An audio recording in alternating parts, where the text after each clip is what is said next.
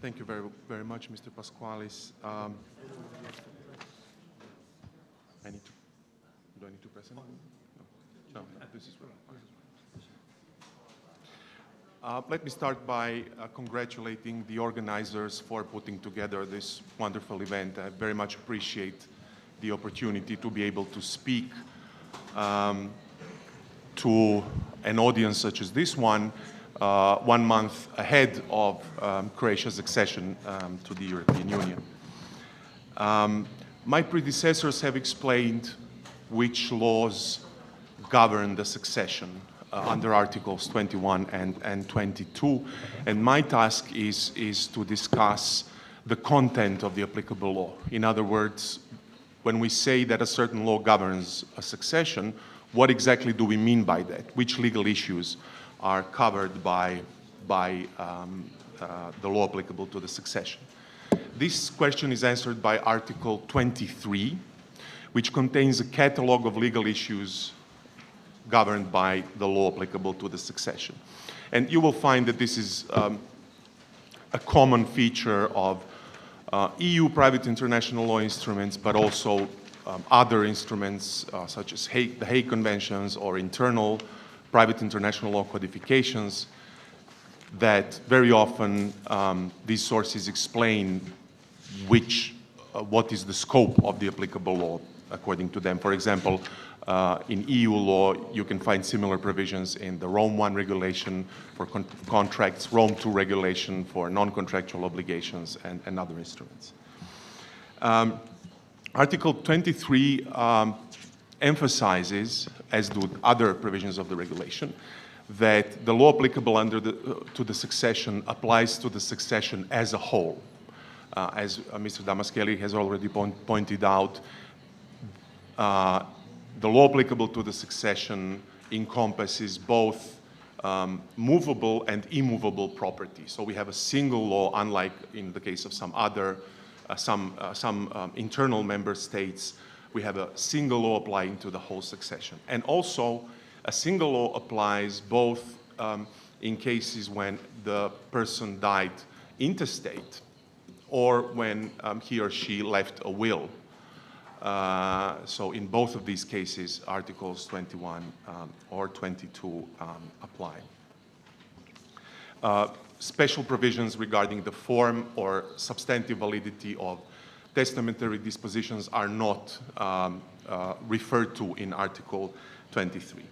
I should just briefly point out that the provision of Article 23 largely draws on an earlier Hague Convention of 1989, which more or less belongs to legal history, which has not come into force, but this provision has been used as a model to some extent for Article 23.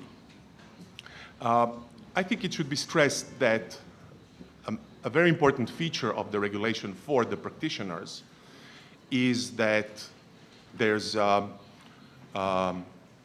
that the law of the habitual residence will normally be the domestic law, because the rules on jurisdiction also provide for habitual residence of the deceased as the connecting factor.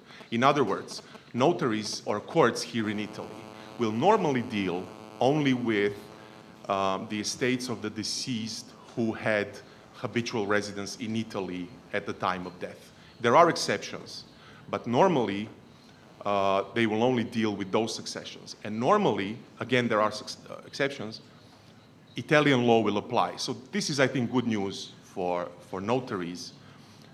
Usually you will apply Italian law to successions administered or court cases decided here in Italy.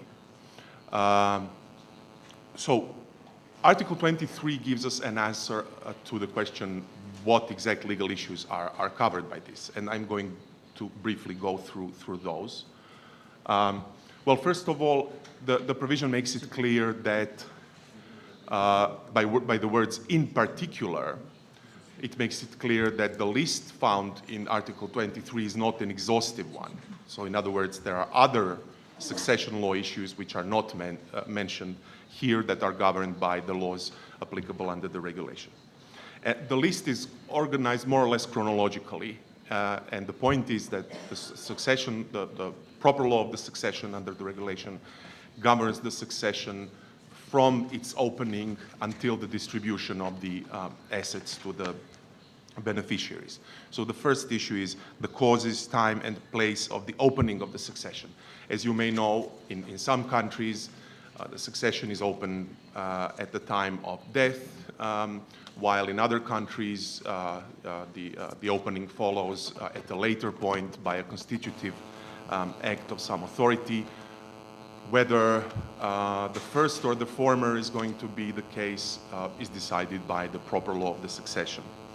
Then, who are the beneficiaries? In other words, the heirs or the legatees or other beneficiaries, and what are their respective shares? Article 23 makes it clear that succession rights of spouses or other partners are also governed by the law applicable to the succession. It follows clearly from Article 1 that matrimonial property is not governed by the succession. The issue of matrimonial property is a separate problem for which currently we have no EU-wide rules, even though there are some rules in the pipeline.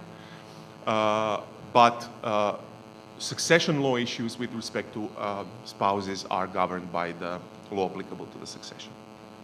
Then the capacity to inherit, whether or not, for example, a legal entity can be a beneficiary of the estate, that is also decided not by the personal law of the beneficiary, but by the law applicable to the succession.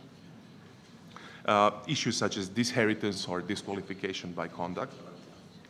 And then the transfer, this is one of the most important points, the transfer to the heirs and, as the case may be, to the legatees of the assets, rights, and obligations forming part of the estate, including the conditions and effects of acceptance or waiver. This provision is important, especially because of its interplay with the law applicable to property issues. And as we will see, the relationship between the law governing the succession and the law governing the property interests can be an interesting and sometimes a complicated one. But the regulation makes it clear that issues of registration in real property are governed always by lex recite, by the law of the place where property is located. Then the powers of the heirs and others with respect to the management of the estate. Here also we have different approaches under the national laws. In some countries you have to have an administrator or an executor to manage the estate. And in other countries that's only an option. So again, the proper law of the succession defines this issue. Then liability for debts under the succession are also covered, and also the rights, reserved rights are of forced heirs or compulsory rights, which always have been a matter of controversy between the civil law, Roman law tradition, and the common law tradition, where there is no such thing as a reserved share. And then any obligation to restore or account for gifts, advancements, or legacies is also governed by the law governing the succession.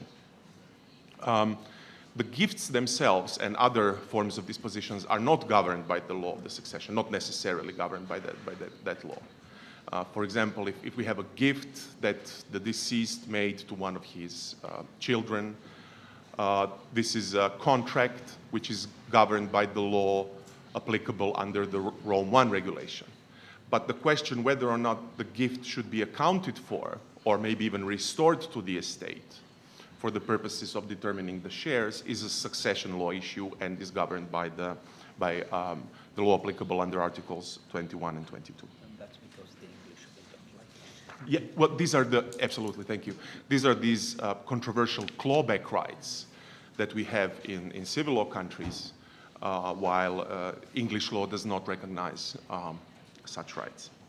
And then the sharing out, the final distribution of the assets is also a matter for the succession So this is the law applicable to the succession, which, as I said, will normally be the domestic law. But succession regulation is good news for notaries, but still we can't promise that in some cases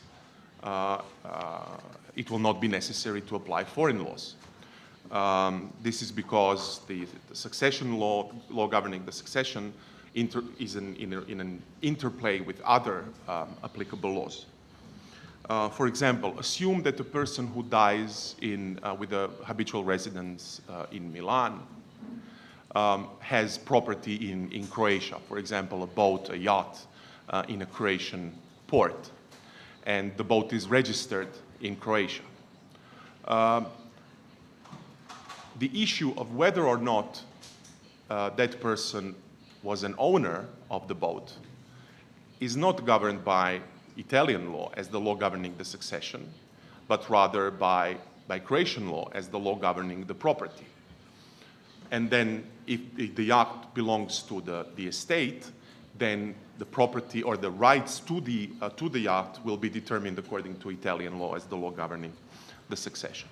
The rules on conflict on property issues have not been unified on EU level, even though the general rule is lex rei site in most member states. There are many different exceptions according to different national, private, international laws. What is interesting is that the regulation provides for a rule of adaptation, which says that if under Italian law an heir is entitled to a real right, a right in rem, which does not exist in Croatian law, we have a problem that, of course, in property law we have the principle of numerus clausus. So if a Croatian law doesn't recognize a certain right in rem, we can do nothing about it because of the third-party protection. But Article 31 provides that the heir should be entitled to the next best equivalent or the functional equivalent of the Italian right. Now, don't ask how this is going to play out in the practice. We will see, because I would like to see the first certificate of succession coming from Italy to Croatia, and someone explaining to a bank employee in Croatia or a land registry officer that please you should adapt this and offer the next functional equivalent. We will see how this is going to develop. And then in some cases, if the estate consists of debts or claims which are governed by foreign law, then again, foreign law is applicable. For example, in my examples here, if this Italian resident had a loan extended to him by a bank in another member state, for example, in France, then the claims under that loan are governed by the law applicable under the Rome I regulation. Or if he had claims on the basis of unjustified enrichment, these claims are governed by the law applicable under the Rome II regulation. Law applicable to family law issues. Family law, private international law, family law relationships has not been unified yet on EU level, with some very important exceptions, such as the maintenance regulation and also the Rome III regulation on matrimonial and parental responsibility issues. And it usually forms, there are many important incidental questions or similar issues which can be involved and can lead to difficult issues. In my examples here, sometimes it may happen that if a person claims to be a spouse of the deceased person, then authorities here in Italy will need to decide whether to recognize this marriage if the marriage was celebrated elsewhere. The law applicable and the issues on recognition will be defined by Italian private international law. And also, for example, but if the case is, the question is whether there are any claims against the deceased on the basis of maintenance, and the maintenance creditor has habitual residence in Austria, then Austrian law will normally govern under the maintenance regulation. And finally, procedural issues are thankfully governed by local law, according to the principle of forum regit processum. Whether or not, for example, Italian notaries have the competence to deal in specific issues, and what procedural steps they should take when exercising their authorities, these matters are, of course, governed by Italian law. So to conclude, according to the succession regulation, legal issues which belong to succession law proper are governed by the laws applicable under Articles 21 and 22, which is typically the law of the habitual residence, which, because of the jurisdictional rules, normally means that local law will apply. But there are also other issues which are surrounding the law applicable to the succession, which may be governed by different laws under different sources of private international law. Thank you very much for your attention.